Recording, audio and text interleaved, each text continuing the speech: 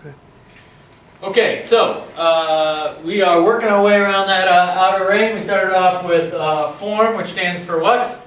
Frameable, objective, repeatable, measurable. Obtainable, frameable, obtainable, repeatable, measurable. Very good.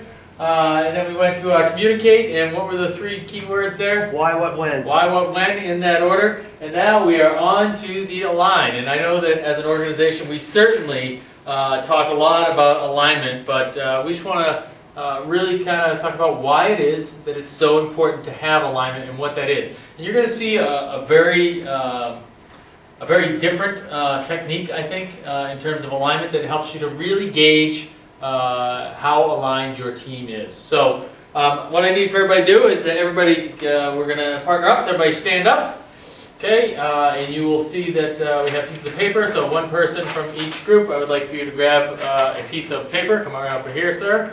We're going to demonstrate for the class here. So you are going to grab the piece of paper on the two edges with your fingers, and you're going to hold it straight up in front of you. Okay, you want to make sure that it is definitely out in front, not right in front of your face. Okay, so the objective for the other partner is that you are going to try to, our goal here is to try to rip this piece of paper in half, but you have to do it doing it a certain way. So what I would like you to do is you're actually going to take your hand and you're going to spread it out, okay, nice and flat like this, and you're going to place it in the middle. Okay, don't do anything yet, don't push it. And what I want you to do is just to push to try to rip this piece of paper in half. Okay, so ready? 1, 2, 3, go. All right. So, how'd you do? How did everybody do? Let's hold up those pieces of paper. Okay. And how was it? Was it hard? Was it easy? All right. So let's try to do it again. So the other partner now, you are going to be the person who's going to hold the paper. Okay. Same thing. You're going to hold it on the outside edges with your thumbs flat. You're going to have it straight up. Now for the other partner, what I would like for you to do is you are going to take your index finger and you're just going to stick it straight out. And you're going to place it right in the middle. Okay, so now I'd like for you to push it. All right, so what are the results here? When people are in alignment, they're much sharper focused, it's easier to achieve the goal. Yeah, what a cool way, right, to show alignment, right? And think about what that means. So how hard do we work every day? How hard do you work? Sometimes it feels like you work really hard. Probably feels like too hard, right? And really, the focus is that if you can have that focus, if you can have that alignment where everybody is truly working on the same goal, ripping the piece of paper in the middle, how actually it can be much easier. That if you are fighting the battle of the flat hand, okay, that yes, you want to do it and you know the goal, but your team is not truly aligned around that, okay? And we're not talking about, yes, I agree and I'm coming along, right? Because if I were to ask everybody, they'd say, yes, I'm in alignment, okay? But are they truly doing things that are all laser focused on your key expectation in everything that they do? And how do you make sure that they do that? So that's what we're going to go through right now. Okay, so there are two types of alignment, right? So there's compliant and complete alignment. And just for the terms, and I kind of have it back here, so let's just talk about what these two things are and what it looks like. So, complete alignment and compliant. So if you have somebody that is in complete alignment, what do they look like, sound like, act like? They're very energetic, they're fully engaged, they are all in. Okay, so let's just say we have, just last week we rolled out this craft beer program, right? And was all of your service staff in complete alignment or are they in compliant? So what would it look like for a server who was in complete alignment, or compliant for the craft beer program? They probably were suggesting one or two, but they really weren't. All right, so they walk over, they say, we have a new craft beer program.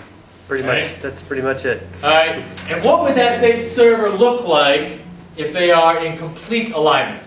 They'd be all over it about introducing you to what it is, what we have to offer, and how different it is. And all right, so that's a server, you're standing across the dining room, right, and you see it, but they got the thing like this, and they're pointing like this, right, and you're seeing the craft beers coming rolling out to their tables, right? So that's the difference, okay? And I think that we can all think of examples, and that one probably you can see And if not, I challenge you to go back to your restaurant, and if you think you have complete alignment around how important that is, take a look, right? And see, what do you see when you go back to your restaurant around that?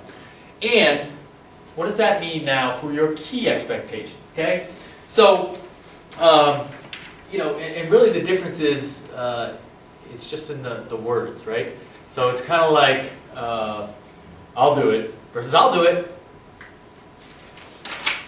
So, what is the difference between the two? Well, let's see. Let's have a little fun here and see if you can tell the difference between two.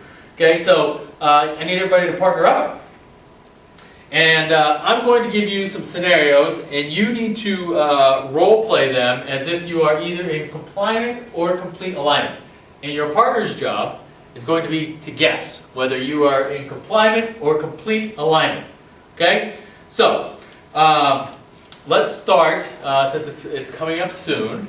All right, so everybody, we need to identify partner A and partner B. Partner A, raise your hand. Okay, partner A, you're going to start. Okay, and you are going to tell your partner about the craft beer program, either as somebody in compliant or complete alignment. All right, 1, 2, 3, go. Okay, stop. Partner B, you're going to guess your partner, tell them whether you think that they were in compliant or complete alignment. Okay, scenario number 2. Now, partner B, you're going to be the person who's going to be role-playing, and partner A, you're going to guess. Here's the question. Do you think our 2015 KPIs are correct? Okay, go. Stop, okay. Partner A, were they compliant or complete alignment? All right, let's do 2 more. What do you think of this year's convention? Go. Stop. Okay, the last one, okay? Partner B, tell partner A about your key expectation. Tell them your key expectation. Go. Okay, stop. Now, if on that last one, you were not in complete alignment, you're in big trouble. Okay? So, because if you can't get behind your own key expectation, that's going to be a problem when you go back and have to do the rest of this to everybody else. Okay? So, let's quickly talk about, there's a couple of different ways, if you have compliant versus complete alignment, how you resolve that. Okay? And there's really 2 different tactics that you can take. One is position power and one is persuasion power.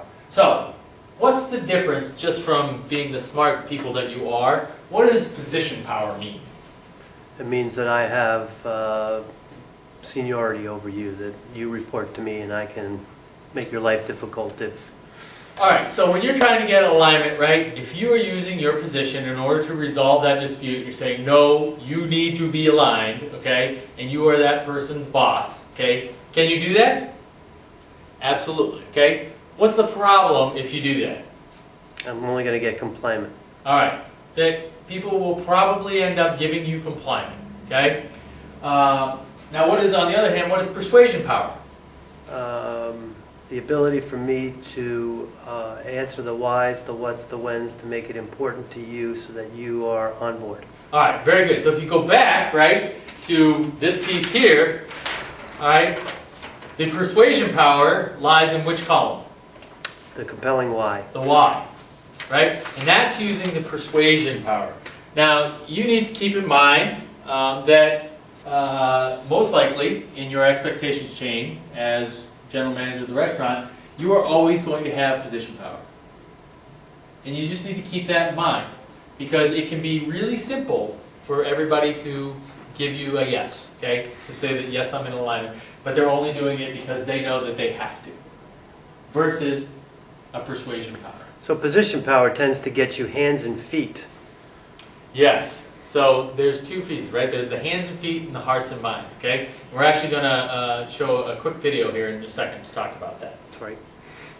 Is that all right? Can you pause that for that? Okay, so here's the system. And alignment is, by the way, not something that you should assume. You know, you look at our KPIs, like lower turnover. Everyone's aligned with that, right? More sales, more covers. Everyone's aligned with that, right? Give me an example where someone in your expectation chain might be out of alignment with one of these. The server who doesn't mind a turnover because it means that she gets bigger stations, or gets the key nights because she's the only one left. All right. Yeah, so maybe you have a server who's okay with the turnover, right? Because as more people turn over, that means that I get further up on the ladder and I get better shifts. So that might be okay with them.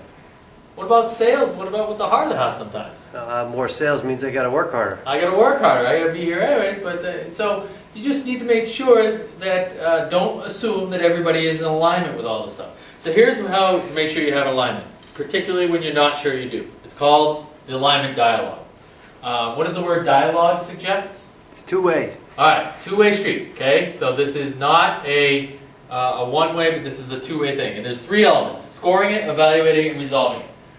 Step one, restate the expectation and ask, on a scale of 1 to 10, how would you rank your alignment with this expectation? So if I were to say our hourly turnover key expectation or KPI is to reduce our turnover by 9%.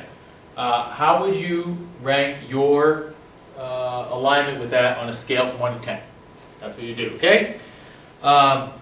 If they answer a 3, what would that suggest? That they are not in alignment. All right, so you got a problem there, okay? You at best you have hands and feet, okay? If they had a 7, what would that suggest? That they're fairly aligned, but not quite there yet. All right, that there's a little more to do, okay? If they gave you a 10, what would that suggest? They're all in. All right, so that they're all in. Now, what's the scary part if you start getting 10s? That you're not getting the true reading. Okay. Is everybody always in complete alignment around anything? No. All right, and so we're going to watch a video in a second that's going to talk a little bit more about that. So then the question is, what would make you a 10? So if I say, yeah, on that turnover thing, I'm a 5. Okay, well, what would make you a 10? What would get you in complete alignment with this? So then again, you get that dialogue. Okay, you start to find out, okay, here's why I don't think that that's a reality. And you could find out that there's something really quickly that you could do to resolve it, which is going back to the why, what, when. Okay? So that's why you spend the time filling this thing out. Because now, okay, you go back and you could be like, okay, they didn't understand the why, the what, or the when. Because if they did, then hopefully you'd have complete alignment. Yes, you had a question. Well, I was going to ask about alignment in the fact that on a scale of 1 to 10, what am I actually in alignment to? Is it to the key expectation Yes. as far as what it is or my role in it? The key expectation, right? So you're stating the key expectation and you were saying how aligned are you to that on a scale of 1 to 10. What does putting a number on it do, by the way? And it makes me really quantify kind of where I'm at. Yeah. So, I mean, because if you ask people, hey, are you aligned? What are they going to say? Yeah, of course. Yes, right? And again, this isn't about whether you believe in it or not. This is, are you aligned? And this is really about that position power versus persuasion power. You really have to work at feedback and getting those relationships built so that you can actually get an honest answer here. That's correct. All right, so Chili's, who, as you know by now, has done a lot of work, and we have several videos from them because it really does apply, right? I mean, obviously they're a restaurant company. So here's a little piece about how they use the alignment dialogue. Pause that.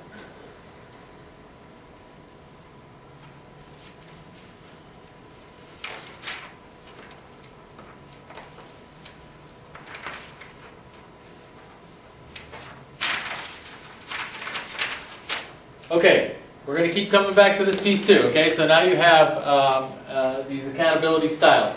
So, in the alignment dialogue, what does compel and coerce have to be careful of? You have to be careful that you're not telling somebody what you want them to be aligned to. The key word is dialogue for you, coerce and compel people, right? It has to be a dialogue, okay? This is not you selling your idea, okay? This is a dialogue. So if you are a coerce and compel, if you fell on that side of that line, You want to make sure that, that you're keeping that in mind. What about the wait and sees? What would you have to be careful of in this? That you're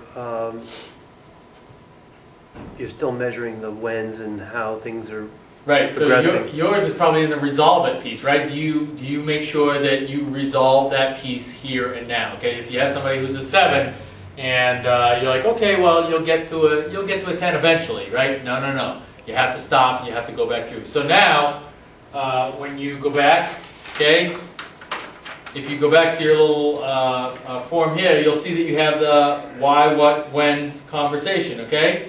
And you'll see that in the middle here, you introduce it, you present the why, what, when on Friday, okay? And then you have the alignment dialogue, okay? And